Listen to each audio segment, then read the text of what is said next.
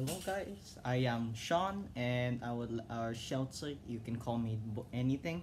And this and I, you won't believe this.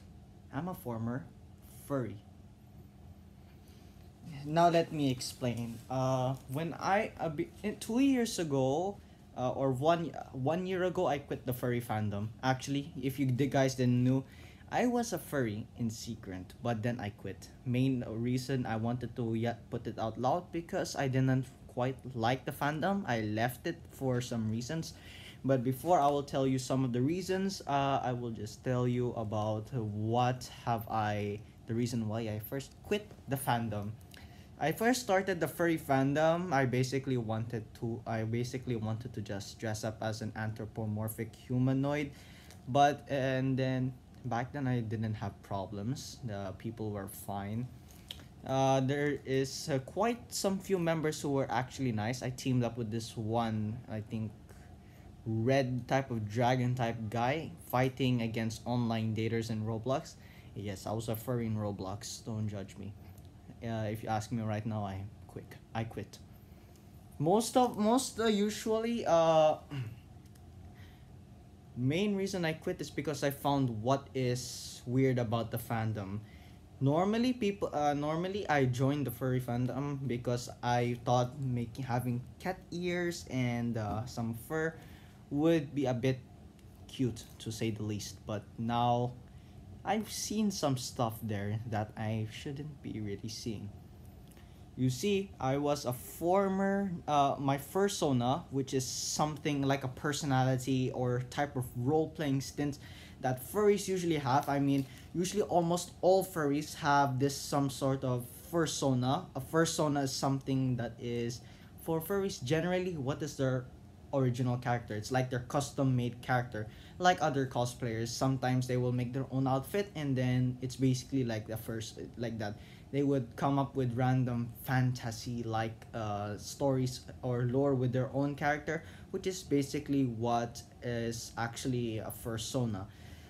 And if you're going to say, why did you actually quit the furry fandom? Is it nice? I will tell you soon. But before disclaimer, I'm about to talk and dive into some 18 plus content, which I wouldn't recommend you hearing. If you don't want to click further, then you need to leave. So you might be disgusted, but I've witnessed some random. Most of its content is both linked to zoophile, which is basically a fetish of animals. We love dogs, but not that kind of love, no. That's pretty weird, if you ask me. Most furries that I've seen firsthand would usually display some type of affection towards their dog. I mean, the other type of affection, like when you have a crush on something and then you guys want to get it together. Yes, that's the shit that I'm talking about. Next thing, it is about a controversy. It's a cub. If you don't know what's a quote unquote cub content, it's basically furry children. Yes.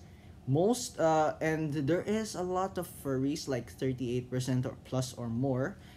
According to them, sexual activities is important in their daily life.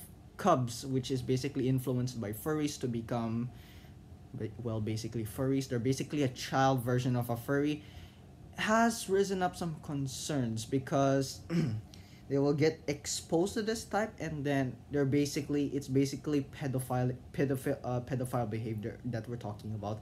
That's what one thing disturbed me. And then what else? And there are also depictions of that which is in this one game. There's a furry character named Colon. If we don't know who Colon is, he originated from a furry infection latex game. There are different types of branches of the furries. We have the latex, which is basically some sort of liquid that you touch it and then you become a latex furry. Well, there are different ways to become a latex, ladies and gentlemen, and one of it is disturbing. One, you will be clapped or just by a latex if you're a human, and then you become a latex. And two, you either can touch a pool of latex and it will go to your body, and that's just the latex in a nutshell. There's a character named Colin that a lot of furries dress as, but Colin is 12 years old and he got basically you know what I mean, like this, by a latex which turns him into a latex. That's a depiction of pedophilic behavior, and that didn't sit well with me. And they, including the rampant posts of furry NSFW. You might be thinking, but Sean. All fandoms post that. Well, gotta be honest, those fandoms who posted the NSFW parts are degenerates. Basically, these NSFW art basically is like the type of people in that specific fandom, which is basically degenerating and shitting on the fandom itself. They're not they take it too far until they make it NSFW. But for the furry fandom, I witnessed a shit ton. If you cannot, if you are on Twitter, example, my friend is like 11, 10 years old. He uses Twitter. He looks up Five Nights at Freddy's. You might be thinking, but that's gruesome. But no, he doesn't usually search not into the bloody types. He likes just some random art of it, like the one that is usually clean, cartoonic. And then what do I see? Naked furry images. I swear to God, every time you cannot even